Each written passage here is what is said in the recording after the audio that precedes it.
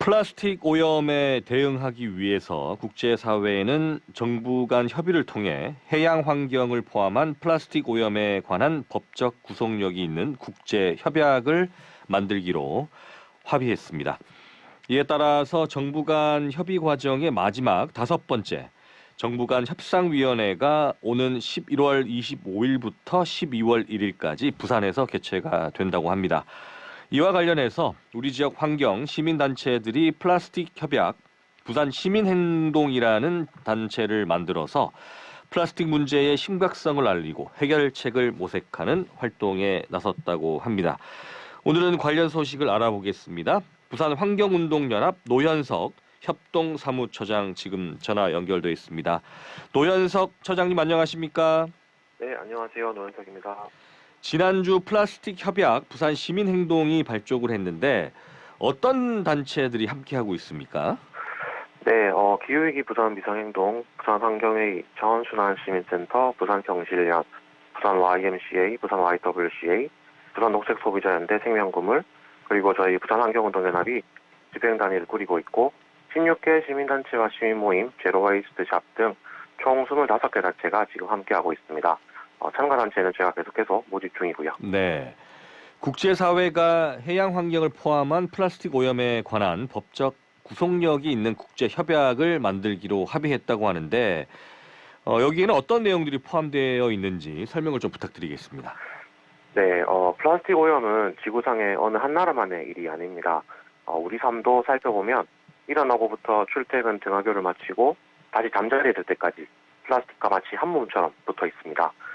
방송을 들으시면서 그런가 하신다면 함께 생각해 보시면 좀 좋을 것 같습니다.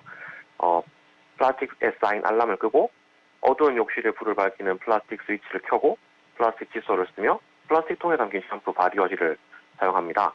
그리고 플라스틱 교통카드로 이동하거나 플라스틱 내장재가 있는 차를 타고 움직이고 그리고 플라스틱이 가득한 실내에서 하루를 보내고 다시 플라스틱을 타고 집으로 돌아옵니다. 이런 모든 과정에서 우리는 플라스틱과 함께하고 있습니다. 네. 이렇게 전 세계가 플라스틱 세상에 살고 있는데요. 그러다 보니까 눈에 보이는 플라스틱부터 눈에 보이지 않는 미세 플라스틱까지 모든 크기의 플라스틱이 우리 주변을 떠돌게 됩니다. 네, 그러다 보니까 지구의 가장 깊은 곳이라는 태평양의 마리아나해구부터 가장 높다는 에베레스트 정상까지 모든 곳에 플라스틱이 존재한다고 하는데요. 그래서 전 지구적으로 플라스틱 오염 종식을 목표로 하고 있습니다.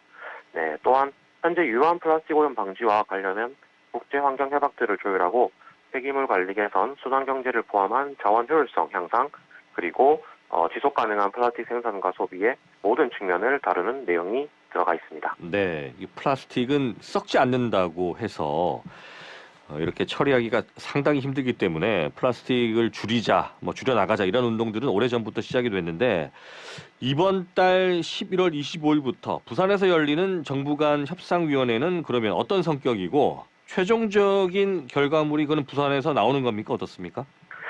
네, 이게 아무래도 국제협약이다 보니까 그 세부 규제와 이행 그리고 재원 방안에 재원 방안과 관련된 국가 간 의견을 조율할 필요가 좀 있습니다. 네. 네, 그래서 2022년 유엔 환경총회에서 플라스틱 오염 종식 결의안을 175개국이 만장일치로 채택하고 5번의 정부 간 협상위원회를 개최하기로 했는데요. 마지막 5번째 협약을 11월 25일부터 부산 텍스코에서 진행하게 되는 겁니다. 5번의 정부 간 협상을 하기로 했고 그 마지막이 부산이다 보니까 국내뿐만 아니라 해외에서도 이제 관심이 뜨거운데요. 최종적인 결과물이 나오면 좋겠지만 지금 현실이 상황이 좀 마냥 쉽지만은 않은 것 같습니다. 네, 각 나라별로 입장이 또 있다 보니까 하나의 문장을 협의할 때도 이제 시간이 오래 걸리는데요. 네. 이렇게 조율해야 될 부분이 무려 3,686개나 된다고 하더라고요. 네. 네, 게다가 1차 플라스틱 폴리머 협약 범위에 대한 부분이 4차 협의까지 진전이 크게 없었습니다. 네, 그 모든 게 합의되어야 체결로 넘어갈 텐데 이번 5차 정부간 협상위원회 때 진전이 있을지 지켜보고 있습니다. 네. 최종 합의가 안 되면은 6차, 7차 계속 늘어날 수도 있겠네요. 그렇죠? 네, 그럴 가능성도 있습니다. 네. 네. 자, 현재뿐만 아니라 미래를 위해서도 중요한 그런 부분인데 플라스틱 협약 그러면 부산 시민행동은 어떤 목표들을 가지고 활동을 해 나갈 계획이십니까? 네, 우선 저희는 플라스틱 생산 감축을 큰 목표로 삼고 있습니다. 매년 수억 톤의 플라스틱 쓰레기가 해양과 생태계를 위협하고 있고 그 영향은 우리의 식탁까지 미치고 있는데요. 재사용, 재활용도 좋지만 그에 앞서서 수도꼭지를 잠그듯 생산 자체를 줄이는 것을 요구하고 있습니다. 게다가 플라스틱의 99%는 화석연료로 만들어집니다. 원료 추출에서부터 수송, 사용, 폐기까지 전 주기에 걸쳐서 온실가스를 배출하고 있는데요. 네, 그래서 기후위기 시대에 살아가는 우리는 플라스틱 생산을 줄이는 내용을 포함한 플라스틱 전 주기를 다루는 협약을 원합니다. 네, 그리고 플라스틱에는 수천 가지의 화학물질이 사용된다고 합니다. 유해 화학물질을 포함한 미세 플라스틱은 흙, 물, 식량, 공기까지 이렇게 우리 모든 환경에 존재하는데요. 이런 사실들이 시민 여러분께는 충분히 공유되지 못하고 있습니다. 그래서 협약에 대한 의미와 행동을 대중강연이나 카드뉴스 등으로 공유하고 부산시와 정책토론회 등을 통해서 플라스틱 정책을 수립할 계획을 가지고 있습니다. 네, 시민행동의 앞으로의 활동 계획을 여러분들께서는 전해 들으셨습니다. 어제부터 구체적인 실천 활동이 펼쳐지고 있는 것 같은데요. 우선 어제 관련 강연회가 있었습니다. 이게 어떤 강연회였는지 소개를 좀 부탁드리겠습니다. 네, 맞습니다. 앞서 잠깐 제가 플라스틱에 엄청난 수의 화학물질이 사용된다고 말씀드렸는데요. 이와 관련해서 플라스틱과 유해 화학물질 그리고 국제 플라스틱 협약이라는 주제로 강연이 있었습니다. 플라스틱의 온실가스 배출과 사용되는 화학물질에 대해서 좀 알아봤는데요. 우리가 실생활에 사용하고 있는 플라스틱이 그 용도를 하기 위해서는 어떤 특징이 있는지 살펴보시면 어떤 첨가제가 들어가는지 또 확인할 수 있다고 합니다. 예를 들어 색깔을 내기 위해서는 중금속 기반의 화학물질이 들어가고 쉽게 불에 타면 안 되는 난연제가, 또 어떤 물질은 잘 휘어야 되니까 가소제가, 자외선에도 잘 견뎌야 하니까 자외선 안정제가, 이렇게 용도에 맞춰서 다양한 화학물질이 들어간다는 겁니다. 우리가 무심코 실생활에 사용했던 플라스틱 물질에 이렇게 다양한 화학물질이 들어가는데 충격적이게도 플라스틱에 사용되는 화학물질 중 유해성 정보가 없는 물질도 아직 1만여 가지나 된다고 하더라고요. 그렇게 많습니까? 네. 네, 그래서 우리가 플라스틱 소비를 줄여야 할 또 다른 이유가 바로 여기 있는 겁니다. 네, 이어서 또 플라스틱을 줄이기 위한 지역의 실천적 대응 모델에 대한 강의가 이어졌는데, 김해 지역에서는 다회용을 사용하는 장례식장이 이제 번성을 하고 있고요. 네. 또 친환경 축제 사례 등 다른 지자체의 자원순환 활동을 살펴보면서 또 우리가 플라스틱 쓰레기를 어떻게 줄일 수 있는지 짚어보는 시간을 가졌습니다. 네. 자원 재활용과 관련해서도 많은 시민 환경 단체에서 노력들 하고 계신데 이 플라스틱 부분에서도 많은 시민들, 우리 청취자 여러분들이 그 위험성을 좀 인지를 하셨으면 좋겠습니다. 앞으로 계획하고 있는 실천 활동들, 이 부분도 좀 설명을 해주시죠. 네, 우리가 이런저런 여러 활동들을 한다 해도 사실 정책이 그대로라면 플라스틱 저감 사회로의 길은 좀 험난할 겁니다. 네, 그래서 부산시 관계자들을 초빙해서 정책 토론회를 준비하고 있습니다. 곧 행정사무감사가 진행돼서 좀 바쁘시겠지만 시의회 일정에 맞춰서 20일 전후로 저희가 토론회를 준비하고 있고요. 또 그 토론회를 바탕으로 만든 성명서를 발표할 예정으로 있습니다. 네, 그리고 우리 시민의 목소리를 높이는 대대적인 부산 플라스틱 행진을 준비 중입니다. 이번 정부 간 협상위원회가 개최되는 엑스포 주변을 행진하는 일인데요.